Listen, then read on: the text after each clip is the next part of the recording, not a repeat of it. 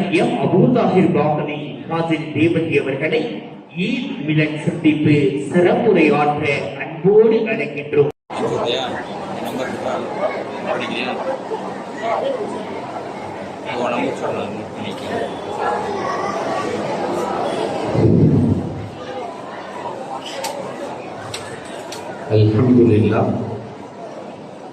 Alhamdulillahi Rabbil Alameen wassalatu wassalamu ala sayyidil mursalin wa ala alihi wa ashabihi ajma'in. Qala Allah Ta'ala fil Qur'anil Azim wal Furqanil Majid ba'da a'udhu billahi minash shaitanir rajim. Bismillahir Rahmanir Rahim. Inna hadzal Qur'ana yahdi lillati hi aqwam. وقال النبي صلى الله عليه وسلم لا يؤمن أحدكم حتى يكون هواه تبعا لما جئت به أو كما قال عليه الصلاة والسلام. புகழ் அனைத்தும் அல்லாஹ் ஜல்ல ஷானஹு தஆலாவுக்கே உரித்தாது. சாந்தியும் சமாதானமும் கண்மணி ரசூலுல்லாஹி ஸல்லல்லாஹு அலைஹி வஸல்லம் அவர்களின் மீதும் அவர்களை பின்பற்றிய உத்தம சத்திய சகாபாக்கள், தாபஈன்கள், தபஅத் தாபஈன்கள், சுகதாக்கள், சாலிஹீன்கள், நாதாக்கள், நல்லவர்கள், குறிப்பாக நம் அனைவரின் மீதும் அல்லாஹ்வின் சாந்தியும் சமாதானமும் என்றென்றும் நின்று நிலவட்டுமாகுக. 33 ஆண்டுகளாக மிகச் சிறப்பாக நடைபெற்றுக் கொண்டிருக்கிற பிரெண்ட்ஸ் ஃபெடரேஷன் நடத்துகிற முப்பெரும் விழாவினுடைய தலைவர் உள்ளிட்ட நிர்வாகத்தின் அங்கத்தினர்கள் அத்துணை பேர்களுக்கும் சிறப்பு விருந்தினராய் கலந்து பேருரையாற்ற வருகை தந்திருக்கிற, ஜல்லிக்கட்டு என்று சொன்னாலே இவரைத்தான் எல்லோரும் பார்ப்பார்கள். அற்புதமான சமூக சிந்தனையாளர், திரைப்பட இயக்குனர் ஜனாப் அமீர் சுல்தான் அவர்களையும், இளைஞர் அமைப்பை துவங்கி வைத்து வாழ்த்துறை வழங்க வருகை தந்திருக்கிற முன்னாள் தாம்பரம் காவல்துறை தலைவர் உயர்திரு முனைவர் எம் ரவி IPS அவர்களையும், 100 CCTV தானியங்கி கேமராக்களை துவக்கி வைத்து வாழ்த்துறை நிகழ்த்த வருகை தந்திருக்கிற கரூர் மாவட்ட காவல்துறை கண்காணிப்பாளர் திரு கண்ணியத்திற்கும் மரியாதைக்குரிய சுந்தரவதனம் IPS அவர்களையும், இங்கே வருகை தந்திருக்கிற உலமாக்கள், ஆன்றோர்கள், சான்றோர்கள், தாய்மார்கள், உங்கள் அத்துணை பேர்களையும் மர்ஹபன் அஹ்லன் வ ஸஹ்லா என்று ஈத் மிலன் வாழ்த்துக்களை சொல்லி, குல்லாம் அன்தும் பிகைர், இந்த ஆண்டு எப்படி சந்தோஷத்தோடும் திருப்தியோடும் நிம்மதியோடும் இருந்தோமோ இதை போன்று எல்லா ஆண்டுகளும் இருக்க வேண்டும் என்ற வாழ்த்துக்களை சொல்லி, ஒரு சில செய்திகளை உங்களோடு நான் பகிர்ந்து அமர ஆசைப்படுகிறேன். புராதனமான ஊரான பள்ளப்பட்டியில் பல்வேறு சமூக சேவைகளை ஆற்றி வருகிற இந்த பிரெண்ட்ஸ் ஃபெடரேஷன் நிர்வாகத்தின் அங்கத்தினர்களை பாராட்டுகிறோம். அல்லாஹ் ரப்பல் ஆலமீன் இவர்களின் சேவையை கபூல் செய்தருள்வானாக, இவர்களை அல்லாஹ் அங்கீகரித்தருள்வானாக. 30 நாட்களும் நோன்பு நோற்ற அந்த சிறுவர்களை ஊக்கப்படுத்தும் விதமாக இவர்கள் அள்ளித்தந்த பரிசுகள் நாமும் இங்கேயே பிறந்திருக்கலாமோ என்று எண்ண தூண்டுகிறது. அவ்வளவு பரிசுகளை அள்ளி கொடுத்திருக்கிறார்கள். அல்ஹம்துலில்லாஹ். இன்று சமூகத்திற்கு என்ன தேவை என்பதை குறித்து சில செய்திகளை சொல்லி எனக்கு பின்னால் உள்ள பேச்சாளர்களுக்கு வழிவிட்டு அமர நான் ஆசைப்படுகிறேன். 3 செய்திகளை மட்டும் உங்களோடு நான் பகிர்ந்து கொள்வேன். முதலாவது, உறவுகளுக்குள் இருக்கக்கூடிய நெருக்கம் இன்றைக்கு சமூகத்தில் குறைத்துக் கொண்டே வருகிறது. உறவுகள் குறித்து சில செய்திகள், கல்வி குறித்து சில செய்திகள், சமூகம் குறித்து சில செய்திகள். இந்த இந்த மூன்றை மட்டும் உங்களோடு நான் பகிர்ந்து அமர ஆசைப்படுகிறேன். அன்பிற்குரியவர்களே, இன்றைக்கு உறவுகளின் நிலை எப்படி இருக்கிறது? நம்மை பெற்றெடுத்த பெற்றோர்கள், பெற்றோர்களை மதிக்கிற அள்ளிக் கொடுத்த பெற்றோர்களுக்கு கிள்ளிக் கொடுக்க மனமில்லா பிள்ளைகள் இன்றைக்கு உருவாகி வருகிறார்கள். பெற்றோரை மதித்த காலம் மாறிப்போனது. அன்பிற்குரியவர்களே, எண்ணி பார்க்கிறோம். அறிஞர் அலியுல் கர்ரமல்லாஹு வஜஹ் அழகாக சொல்லுவார்கள். ஒரு தாய் வந்து சொல்லுகிறார், நான் கஷ்டப்பட்டு என் பிள்ளையை வளர்த்தேன், உருவாக்கினேன், ஆளாக்கினேன். கல்யாணத்துக்கு பிறகு என் பிள்ளை என்னை வீட்டை விட்டு வெளியே போன்னு சொல்லிட்டான். நீங்க தான் எப்படியாவது பேசி சேர்த்து வைக்கணும். நான் பெற்றெடுத்த பிள்ளை வீட்டை விட்டு போய் என்று சொல்லிவிட்டான். அந்த அம்மா சொல்லுச்சு, இனிமேல் என்னால சம்பாதிக்க முடியாது. அலி ரலியல்லாஹு தஆலா, இப்னு அப்பாஸ், இந்த இரண்டு பேரும் ஒரு தடவை சொன்னால் 1000 தடவை யோசிக்க வேண்டும். உலகத்தில் எந்த அறிஞர்களும் யோசிக்காத வார்த்தைகளை பயன்படுத்துவார்கள். மகனை அழைத்து அலி ரலியல்லாஹு தஆலா சொன்ன வார்த்தை என்ன தெரியுமா? தம்பி, வயிற்றிலே இடமளித்த அன்னைக்கு உன் வீட்டிலே இடமில்லையா? அவள் வயிற்றிலே இடமளித்தவள். உலகத்திலே யாரும் வயிற்றிலே இடம் கொடுக்க முடியாது, பெற்ற தாயை தவிர. உன் தாய் யார் தெரியுமா? அவள் தன் வயிற்றிலே இடம் கொடுத்தவள். அவளுக்கு உன் வீட்டிலே இடம் இல்லையா? சொல்லி முடிச்சுட்டு, தம்பி, படைப்புகளிலேயே கடினமானது கவலை. இந்த கவலையை மட்டும் உன் பெற்றோருக்கு கொடுத்து விடாது. நிறைய இளவர்கள் வருகை வந்திருக்கிறோம். அந்த கவலையை பெற்றோர்களுக்கு அளித்திருக்கிறோமா இல்லையா என்று ஒவ்வொருவரும் யோசிக்க வேண்டும். வந்த இளைஞன் கேட்கிறார், படைப்பிலேயே கடினமானது கவலையா என்று கேட்க, அலி ரலியல்லாஹு தஆலா அறிஞர் சொல்லுகிறார், நீ நினைக்கலாம் படைப்புகளில் கடினமானது மலை என்று. மலைக்கோட்டை, மலையை விட கடினமானது இரும்பு, மலையை உடைத்துவிடும். இரும்பை விட கடினமானது நெருப்பு, அதை உருக்கிவிடும். நெருப்பை விட கடினமானது தண்ணீர், அதை அணைத்துவிடும். தண்ணீரை விட கடினமானது காற்று, வேகமாய் உயர்த்திவிடும். காற்றை விட கடினமானவன் மனிதன், அதை தேக்கி வைப்பான். மனிதனை விட கடுமையானது போதை, அவனை மிகைத்துவிடும். போதையை விட கடினமானது தூக்கம், தூக்கம் போதையை மிகைத்துவிடும். தூக்கத்தை விட கடினமானது கவலை, இந்த கவலை தூக்கத்தை கெடுத்துவிடும். படைப்புகளில் கடினமானது கவலை. வாழ்நாளில் ஒரு காலத்திலும் பெற்றோருக்கு அளித்து விடார். அன்பிற்குரியவர்களே, கொஞ்சம் யோசிக்கிறோம். இன்றைக்கு பெற்றோர்களை கவலைப்படுத்துகிற பிள்ளைகளாக இருக்கிறோமா, அல்லது பெற்றோர்களை மதிக்கிற பிள்ளைகளாக இருக்கிறோமா? ஒரு நாவல் ஆசிரியர், நமக்கு என்ன அறிமுகமான நாவல் ஆசிரியர், ராஜகுமாரன். அவர் எந்த ஊரு? ராஜகுமாரன். யாராவது சொல்ல முடியுமா? மேலப்பாளையம். அவர் பெயர் அப்துல் காதர். சம்பாதிப்பார். முதல் மாத சம்பளத்தை அம்மாவிடத்திலே கொடுப்பார். 2வது மாத சம்பளம் அம்மா கையில. அம்மா சொல்லிட்டாங்க, டேய் தம்பி, பாப்பா படிக்க வச்சிருக்கிறாரு, அவர் கையில கொடுறா, நான் வாங்க மாட்டேன். திரும்ப திரும்ப அம்மாட்டே வர்ற. அந்த ராஜகுமாரன் சொன்ன வார்த்தை, அம்மா, இதுவரை தகப்பனின் கரம் மேல்கரமாக இருந்தது, என் கரம் கீழ்கரமாக இருந்தது.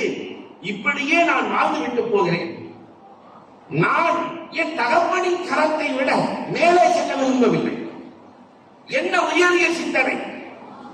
அவர் கொடுத்து நான் பெற வேண்டும். அவர் அள்ளிக் கொடுத்த கரம், நான் கிள்ளிக் கொடுக்கும் மனிதன் வேண்டாமா? முதல் மாச சம்பளம், கல்யாணம் முடிஞ்சு. கல்யாணம் முடிஞ்சுட்டு முதல் மாச சம்பளத்தை வாங்கிட்டு வர்ற வழியில ஒரு முளை மல்லிகை போய் வாங்கிட்டு வர்றாரு. ஒரு பக்கம் அம்மா உட்கார்ந்துருக்கு, ஒரு பக்கம் மனைவி. அம்மா நினைக்கிறாங்க, நான் வளர்த்த பிள்ளை மாறுவேன. மனைவி நினைக்கிறாங்க, இந்த அம்மாவுக்கு ரிட்டைர்மெண்டே இல்லையா, இந்த வீட்டை ஆள வந்த ராணி நம்ம தானே, சம்பளம் நம்மள்கிட்ட தான் கொடுப்பாரு. 2 பேரும் மாறி மாறி யோசிச்சுட்டு இருக்கும் போது உள்ள நுழைஞ்சவர் ராஜகுமாரன். அந்த வீட்டுக்கு அவர் தான் ராஜகுமாரன். உள்ளே நுழைகிறார். நுழைஞ்ச உடனே அம்மா கையில மல்லிகை பூ கொடுத்துட்டாரு, மனைவி கையில சம்பள கவரை கொடுத்துட்டாரு. அம்மா கேட்டாங்க, டேய் வயசான எனக்கு கேட்டா மல்லிகை பூ, அம்மா உங்கள் கையால் என் மனைவிக்கு மல்லிகை சூடுங்கள், அவ்வளவு நன்றாக இருக்கும் அம்மா, உங்க கையால மல்லிகை சூடுங்கள். சொல்லிட்டு மனைவிட்ட சொன்னாலே, அந்த சம்பள கவர அம்மா கையில கொடு. குடும்பத்தில் அம்மா செலவழித்தால் எவ்வளவு ஆனந்தம். அன்பிற்குரியவர்களே, இது குடும்பத்தை சிறப்பாக்கும் அற்புத அமைப்பு. இந்த மண்ணுக்கு என்று ஒரு மகத்துவம் இருக்கிறது. மதித்தல், உருவாக்குதல், ஆளாக்குதல், சிறப்பாக்குதல், பெற்றோர்களை உயர்வாக நினைத்தல் என்ற மதிப்பு பல்லவத்திற்கு பாரம்பரியமாக இருக்கிறது. அல்லாஹ் அதை நிரந்தரமாக்குவார் இல்லையா? இரத்த உறவுகள், இரத்த உறவுகள், அண்ணன் தம்பி, அக்கா தங்கச்சி உறவு சாதாரணமான உறவா? வலுவான உறவுகள். அந்த வழுத்த உறவுகள் என்றைக்குமே ஸ்ட்ராங்கா இருக்கணும். ஆனா இன்னைக்கு அந்த உறவுகள் எல்லாம் விரிந்து கொண்டே செல்கிறது. ஒருவர் அழகாக எழுதியிருந்தார், நம்ம ஊர்கள் எல்லாம் பாத்ரூம் வெளியே இருந்துச்சு, உறவுகள்லாம் உள்ள இருந்துச்சு. என்னைக்கு அட்டாச் பாத்ரூம் உள்ள வந்துச்சோ, பாத்ரூம் உள்ள வந்துச்சு, உறவுகள் எல்லாம் வெளியே போனது. பாத்ரூம் என்று சொல்வது நான் கழிவறையை சொல்லவில்லை. அந்த இளைஞர் எழுதுகிறார், கழிவறையை சொல்லவில்லை. உள்ளம் எப்பொழுது கழிவறையாய் மாறியதோ உறவுகள் எல்லாம் வெளியே போனது என்று எழுதுகிறார். அன்பிற்குரியவர்கள் யோசிக்க வேண்டும். அண்ணன் தம்பி உறவு எவ்வளவு ஆழமான உறவு தெரியுமா? ஆனா இன்னைக்கு அண்ணன் தம்பி பிள்ளைங்க பேசி பல வருஷமாச்சு, அண்ணனும் தம்பியும் பேசி பல வருஷமாச்சு. எனக்கு தெரிந்த உறவு நான் அடிக்கடி சொல்வதுண்டு. சென்னையில இறையுள்ள கொடை வள்ளல், இறையுள்ள கொடை வள்ளல், யாருக்கும் அள்ளி தருகிற இறைநேசர். அவர் தம்பி துபாயில கிளீனிங் வேலை, 2 பொம்பளைக்குள்ள ஒரு பையன், ஊருக்கு உறவுக்கு எல்லாம் அள்ளி கொடுத்தவரு. தம்பிக்கு மட்டும் விட்டாரு. வாழ்க்கை என்பது ஊஞ்சல் மாதிரி, ஏறியவர் இறங்குவார், இறங்கியவர் ஏறுவார். வாழ்க்கை ஊஞ்சல் மாதிரி. நம்ம நிறைய பேர்த்த பார்த்திருக்கிறோம், ஏறியவர்கள் இறங்கி இருக்கிறார்கள், இறங்கியவர்கள் ஏறி இருக்கிறார்கள். திடீர்னு தொடர் காய்ச்சல் அண்ணனுக்கு. என்னன்னா பிளட் கேன்சர். எல்லாத்தையும் வித்து வித்து செலவழிக்கிறாரு. அவரை பார்க்க சென்றிருந்த நேரத்தில் ஒரு அதிசயம் காத்திருந்தது. மருத்துவமனையில் அவர் தம்பிதான் அண்ணனுக்கு பணிவிடை செய்து கொண்டிருக்கிறார். 2 பேரும் பார்த்துட்டு அழுதாங்க. ஹசரத், அண்ணன் சொன்னது இன்னும் நினைவில் இருக்கிறது. அன்றைக்கு ஹசரத் நிறைய பணம் இருந்துச்சு, என் தம்பிக்கு கொடுக்கணும்னு மனசு இல்ல ஹசரத். இன்னைக்கு நிறைய மனசு இருக்கு, கொடுக்க பணம் இல்ல ஹசரத். மனம் இருக்கிற நேரத்தில் பணம் இல்லை, பணம் இருக்கிற நேரத்தில் மனம் இல்லை.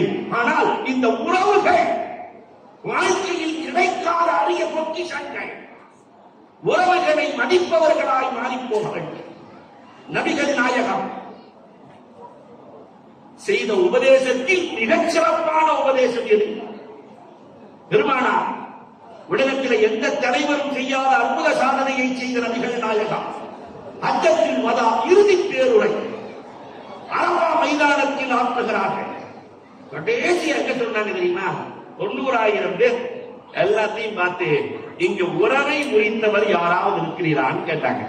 90,000 பேரை பார்த்து, உறவை முறித்தவர் யாராவது இருக்கிறீரா?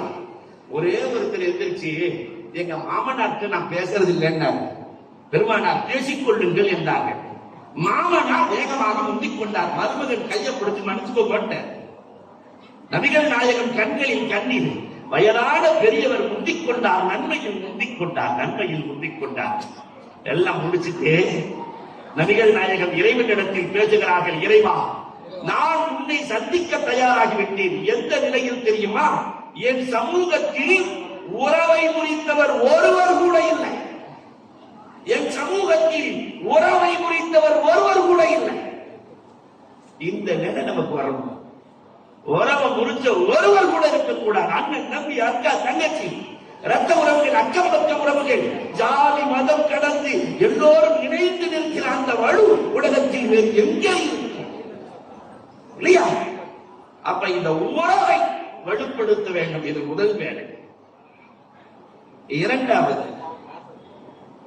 கல்வி. கல்வி இந்த சமூகத்தினுடைய உயிர். மார்க்கம் கல்வியை என்ன சொல்கிறது தெரியுமா? மாணவி என்ன சொல்கிறார்கள் தெரியுமா? தர்மத்தில் சிறந்த தர்மம் ஐயு சதக்கத்தி அஃலல். உலகத்தில் எந்த அறிஞரும் சொல்லல, நபிகள் நாயகம் சொன்னாங்க. தர்மத்தில் சிறந்த தர்மம் எது தெரியுமா? நபித்தோழர்கள் கேட்கிறாங்க. தர்மத்திலேயே சிறந்த தர்மம் எதுன்னு கேட்டாங்க. தர்மத்திலேயே சிறந்த தர்மம் எது? எல்லாரும் நீங்களே சொல்லுங்க. நம்மள்ட்ட கேட்டா நம்ம சொல்லிடுவோம், தர்மத்திலேயே தானத்திலேயே சிறந்த தானம் அன்னதானம், தானத்திலேயே சிறந்த தானம் இல்லையா? சில பேர் நிதானம், தானத்திலேயே சிறந்த தானம் கண் தானம் இப்படிலாம் சொல்லுவோம். ஆனா நபிகள் நாயகம் என்ன சொன்னார்கள் தெரியுமா? அன்து அல்லிமர் ரஜுலு ரஜுலா, ஒவ்வொருவரும் இன்னொருவருக்கு கல்வி தர வேண்டும். ஒருவர் இன்னொருவருக்கு கல்வி தர வேண்டும். அதனால 10 வருஷம் நபிகள் நாயகத்தின் வாழ்க்கை புரட்சி. புரட்டி பாருங்க, மதீனாவுக்கு சென்று 10 ஆண்டுகள் எழுத படிக்க தெரியாத ஒருவர் கூட இல்லை. ஒரு 10 வருஷ திட்டம், எல்லாரும் எழுத படிக்க தெரிந்தவர்கள். அந்த பிலால் பேனாவை சரி செய்யறாரு, பேனா உடைஞ்சிருச்சு. அதை சரி செய்கிற போது அபூபக்கர் ரலியல்லாஹு வாங்கி சரி செய்கிற போது பெருமானார் சிரிக்கிறார்கள். ஏன் சிரிக்கிறீர்கள் என்று கேட்க, ஒடிந்து போன பேனாவை சரி செய்வது இடிந்து போன காபாவை கட்டுவதற்கு சமம் என்றார்கள். இந்த கல்வி அவ்வளவு முக்கியம், உயிருக்கு நிகரான கல்வி. இந்த கல்வி நான் ஏற்கனவே ஒண்ணு பேசி அனுப்பியிருக்கிறேன், நீங்க எல்லாம் பார்த்திருக்கலாம், பயங்கரமா வைரல் ஆச்சு இல்லையா? இந்த நோம்பு கஞ்சி. அதனால நோம்பு கஞ்சி சாப்பிட வேணாம்னு நான் சொல்லவே இல்லை, நல்லா சாப்பிடுங்க, ஒன்னும் தவறு இல்லை. இந்த சமூகம் நோம்பு கஞ்சிக்கு மட்டும் வருடம் செலவழிக்கிற செலவு எவ்வளவு தெரியுமா? ஒரே ஒரு நோம்பு கஞ்சிக்கு முழு தமிழ்நாடு 10 கோடி ரூபாய். 30 நாளைக்கு எவ்வளவு ஆச்சு நீங்க தான் சொல்லணும். 300 கோடி வெறும் ஒரு மாசம்.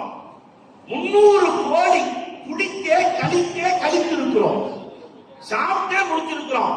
ஒரு 300 கோடி வெறும் ஒரே ஒரு வருஷம். இந்த உம்மத்துல இந்த சமூகத்திட்ட பணம் இல்லை என்று சொல்லவே முடியாது. வெறும் நோம்பு கஞ்சிக்கு மட்டும் ஒரு மாதத்தில் 300 கோடி ஒரு மெடிக்கல் காலேஜ் உருவாக்கிடலாம். எத்தனை ஆண்டு காலமாய் இல்லையா இந்த சமூகம்? ஆனா எத்தனை காலேஜ் நமக்கு இருக்கு? எத்தனை காலேஜ் இருக்குது? பிச்சையில எடுக்கிறோம், வெக்கமா இருக்கு, பிச்சை எடுக்கிறோம். அன்பிற்குரியவர்களே, கேவலமா இருக்கு. ஒரு பள்ளவட்டி நினைத்தால், பள்ளவட்டியில் இருப்பவர்கள் நினைத்தால் தமிழகத்தில் இருக்கிற எல்லா நகரத்திலும் ஒரு காலேஜ் உருவாக்க முடியும். ஒரு காலேஜ், அது இன்ஜினியரிங்காக இருக்கலாம் அல்லது மருத்துவக் கல்லூரியாக இருக்கலாம். முடியாதது என்பது மனிதனின் வாழ்க்கையில் இல்லவே இல்லை. ஆனா நாம சாதிச்சது என்ன? சாப்பாட்டுல மட்டும்தான். மனம் வருத்தமாக இருக்கு, வருத்தம் அடைக்கும். இனி கடந்த காலம் போகட்டும், இனி வருகிற காலம். எல்லா துறைகளும் அறிந்தவர்கள் நம் சமூகத்தில் இருக்க வேண்டும். எல்லா துறையும். உலகத்திலேயே சிறந்த மீடியா நம்மிடத்தில் இருக்கிறது. வாரம் வெள்ளிக்கிழமை 1/2 மணி நேரத்தில் உலகம் முழுக்க ஒன்று சேர்க்க முடியும். ஒரு பாங்குக்கும் ஒரு காமத்துக்கும் இடையில் உலகத்தை ஒன்று சேர்க்கிற வல்லமையும் ஆற்றலும் தைரியமும் நம்மிடத்தில் இருக்கிறது. ஆனால் இந்த சமூகம் கல்வி இழந்து ஆக அடிமைத்தனமான சமூகமாக வாழ்ந்து கொண்டிருக்கிறது. கடந்த காலம் போகட்டும், இனி வருகிற காலத்தில் எல்லோரும் கல்வியாளர்கள், எல்லோருக்கும் கல்வி. இந்த நபிகள் நாயகம் கொடுத்தது ரொம்ப அழகான கல்வி. என்ன தெரியுமா செஞ்சாங்க ரசூலுல்லாஹ்? கல்விக்கு உயிர் இருக்கிறது என்று சொல்லி, கல்விக்கு உயிரோட்டம். ஒரு மனுஷனுக்கு உயிர் இருக்கணும்னா தலை வேணும், கண்ணு வேணும், காது வேணும், மூக்கு வேணும், வாய் வேணும், கை கால் வேணும், உயிர் வேணும். இதெல்லாம் இருந்தா தானே மனுஷன். அப்ப கல்விக்கு தலை எது தெரியுமா? நபிகள் நாயகம் சொல்றாங்க, ஒரு மனுஷனுக்கு தலை இல்லைன்னா அவனுக்கு என்ன பேரு? என்ன சொல்லுங்களேன்? முண்டம். கண் இல்லைன்னா குருடு, காது இல்ல செவிடு, வாய் பேச முடியல ஊமை, கை கால் நடக்கல ஊனம், முடம். கலைஞர் இது எல்லாத்துக்கும் சேர்த்து ஒரு பேர் வச்சுட்டாரு, மாற்றுத்திறனாளி இல்லையா? அப்ப கல்விக்கும் உருவம் இருக்கிறது. வேறு எதுக்கும் நபிகள் நாயகம் சொல்லல, இதுக்கு மட்டும் சொல்றாங்க கல்விக்கு உருவம் இருக்கிறது. கல்விக்கு தலை என்ன தெரியுமா? பணிவு. பணிவு என்ன அற்புதமான வார்த்தைகள்! எந்த கல்வியிலே பணிவு இருக்கிறதோ தலையுள்ள கல்வி அங்கே இருக்கிறது என்று பொருள். கல்விக்கு ரொம்ப அவசியம் பணிவு. ஏபிஜே அப்துல் கலாம் சொன்னாங்களா இல்லையா? அந்த பணிவு. மரங்கள் கூட தலை நிமிர்ந்து நிற்கிற போது, தலையை கொடுக்கிற போது தலை நிமிர்ந்து நிற்கிறது. மரம் வெறும் தலையா இருக்கும் போது தலை நிமிர்ந்து நிற்கிறது. அதே மரம் பழத்தை கொடுக்கிற போது பணிந்துதான் கொடுக்கிறது. நான் சிம்லா ஆப்பிள கொடுக்கிறேன், ஆப்பிள் மேல போறது இல்லை. நான் மாம்பழத்தை தரேன்னு சொல்லிட்டு மா மேல போறது இல்லை. அது பழத்தை கொடுக்கிற போது பணிகிறது. கல்வி கூட கூட, பணம் கூட கூட, பதவி கூட கூட, அறிவு கூட கூட, பணிவு வந்துவிட வேண்டும். பணிவோடு உள்ள கல்விக்கு நிகழ் உலகத்தில் எதுவுமே இல்லை. இல்லையா? அந்த கல்விக்கு ஒருவன் கஷ்டப்பட்டு விட்டால் வாழ்க்கையில் எப்பொழுதும் அவன் தோற்பதில்லை. பள்ளிக்கூடத்துக்கு போறதுக்கு கசாப் கடைக்கு போற மாதிரி தான் இருக்கும், கஷ்டமா தான் இருக்கும். ஆடு கசாப் கடைக்கு போன மாதிரி தான் இருக்கும். ஆனால் அந்த கஷ்டத்திற்கு பிறகு இந்த தமிழன் ஒப்பீடு காட்டுவான். தமிழனுக்கு நிகரா ஒப்பீடு காட்டுறதுல உலகத்தில் எவ்வளவு முடியாது. தண்ணிக்கு எண்ணெய்க்கு சண்டை வந்துருச்சான். தண்ணிக்கு எண்ணெய்க்கு சண்டை. அப்ப இந்த தண்ணி எண்ணெயை பார்த்து சொல்லிச்சான், எனக்கு மேல ஒன்னைய ஊத்தினாலும் உனக்கு மேல எண்ணெயை ஊத்தினாலும் நீ தான் மேல இருக்கிற. தண்ணிக்கு மேல எண்ணெயை ஊத்தி பாருங்க, எண்ணெய்க்கு மேல தண்ணியை ஊத்தி பாருங்க, எதை மேல இருக்கும்? எண்ணெய் தான் மேல இருக்கும். அப்ப இந்த எண்ணெய் சொல்லிச்சா, நான் மேல இருக்கிறத மட்டும் நீ பாக்குற, ஆனா நான் தேங்காயா இருந்தேன். என்ன சூரியன்ல போட்டு கொப்பரையா மாத்தினான், கடுங்கஷ்டப்படுத்தினான். அப்புறம் செக்கில போட்டு ஆறாரன்னு அரைச்சான். இல்லையா? அப்புறம் புளி புளின்னு புளிஞ்சான். அத்தனைக்கும் நான் விட்டுக் கொடுத்ததால் இன்றைக்கு மேலே இருக்கிறேன். அத்தனைக்கும் விட்டுக் கொடுத்தவர், கல்வியிலே விட்டுக் கொடுத்தவர்கள் ஆக உயரத்தில் இருக்கிறார்கள். கல்விக்கு தலை பணிவு, கல்விக்கு கண். அல்லாஹு அக்பர். கல்விக்கு கண் பொறாமையை விடுதல், கல்விக்கு நாவு உண்மையை பேசுதல், கல்விக்கு காது சரியாக விளங்குதல். அது என்ன சரியா விளங்கணும்? ஒரு கல்வியாளன் எப்பயுமே ரொம்ப சரியா விளங்கணும். இந்த உலகம் அதிசயமானது என்பதை விளங்க வேண்டும். இந்த உலகத்தை விளங்கினவன் தான் அறிவாளி. இந்த உலகம் ரொம்ப அதிசயமானது. ஒரு 10-15 இளைஞர்கள் பள்ளப்பட்டியிலிருந்து கிளம்பி சென்னைக்கு போறாங்கன்னு வச்சுக்கோமே. நல்ல பஸ், பர்மீட் பஸ்ல டிக்கெட் எடுத்து சென்னைக்கு போயிட்டு இருக்கிறாங்க. போற வழியில டீ குடிக்கலான்னு விழுப்புரத்துக்கு பக்கத்துல இடைநிறுத்தம். டீ குடிச்சுட்டு இருக்கும் போதே பஸ் கிளம்பிடுச்சு. அப்போ ஒரு இளைஞர் சொன்னா, நம்ம பஸ் கிளம்பிடுச்சு, சீக்கிரம் வாங்கடாங்கிறான். இவன் வாங்கியிருக்கிற டிக்கெட் 1000 ரூபாய். 1.5 கோடி ரூபாய் பஸ் நம்ம பஸ் கிளம்பிடுச்சுங்கிறான். அவன் பஸ், நம்ம பஸ் கிளம்பிடுச்சு, சீக்கிரம் வாங்க. இவர் பஸ், அந்த டிக்கெட் இருக்கிற வரை இவர் பஸ், டிக்கெட் இருக்கிற வரை. அதே மாதிரிதான் உயிர், ரூஹ் என்ற உயிர் என்ற டிக்கெட் இருக்கிற வரை என் வீடு, என் கடை, என் மங்களா, என் கார், என் மனைவி, என் மக்கள், இந்த உயிர் போயிடுச்சுன்னு சொன்னா இவன் போட்ட ஆடையை இவனால் கலட்ட முடியாது, இவன் போட்ட செருப்பை இவனால் கலட்ட முடியாது. இதுதான் உலகம், இதுதான் உலகம். உலகத்தை புரிந்து வாழ்வது ஒரு முறை, அர்த்தத்தோடு வாழ்ந்து வரைப்பவன் தான் சிறந்தவன். வாழ்வது ஒரு முறை. மூத்தாயி இறந்து திருப்பி உயிரா வந்தவங்க யாரும் இருக்காங்களா? இல்லையா? கொரோனாவுக்கு முன்னாடி நீங்க பாருங்களேன், ஹஜ்ரத் எப்படி இருக்கீங்கன்னு கேட்டாலாம், இப்ப கொரோனாவுக்கு பின்னாடி ஹஜ்ரத் இருக்கீங்களான்னு கேட்கிறாங்க. போன் வந்தாலும் இருக்கிறீங்களான்னு கேட்கிறாங்க. அதனால வாழ்வது ஒரு முறை. அந்த ஒரு முறையும் கல்வியோடு, கல்வியின் தேடலோடு வாழ வேண்டும். உலகத்துல சம்பாதிக்கலாம், ஆசைப்படலாம், தவறு இல்லை. ஆனா பேராசை மிகப்பெரிய தோல். ஆசைப்படுறது தவறு இல்லை, பேராசை. நான் சொல்றது உண்டு, ஆசைக்கும் பேராசைக்கும் நிறைய வித்தியாசம் இருக்கு. உதாரணம் சொன்னா புரியும். பொதுவாகவே இந்த நாய் வளர்க்கிற பழக்கம் இருக்கும் இல்லையா? பங்களாவில் நாய் வளர்க்கிறாங்க. அந்த நாயை எட்டி பார்த்துட்டு இருக்கு. தெருவுல போன ஒரு சொறி நாய் அந்த நாய்கிட்ட நலம் விசாரிச்சான், நீ எப்படி இருக்காங்க? பங்களாவில் நான் சந்தோஷமா இருக்கிறேன், பால் கொடுக்குறாங்க, எனக்கு காய்ச்சல் வந்துருச்சுன்னு சொன்னா வெட்டரி டாக்டர் வருவாரு, ஒரு 5 வருஷம் படிச்சுட்டு ஊசி போடுவாரு, நல்லா இருக்கிறேன், சந்தோஷமா இருக்கிறேன். அந்த தெரு நாய் சொறி நாய் சொல்லுச்சு, என்ன சந்தோஷமா இருக்கு? நான் நினைச்சா பீச்சுக்கு போக வேணாலும் போக முடியுமா? நான் நினைச்சா மீன் மார்க்கெட் போக வேணாலும் போக முடியுமா?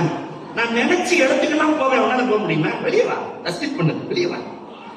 அப்ப இந்த பங்களா நாய் சொல்லிச்சா, 1 வாரம் பொறுங்க, நான் வந்துடுறேன், 1 வாரம் பொறுங்க வந்துடுறேன். வெளியே வர்றதுக்கு எதுக்கு 1 வாரம்?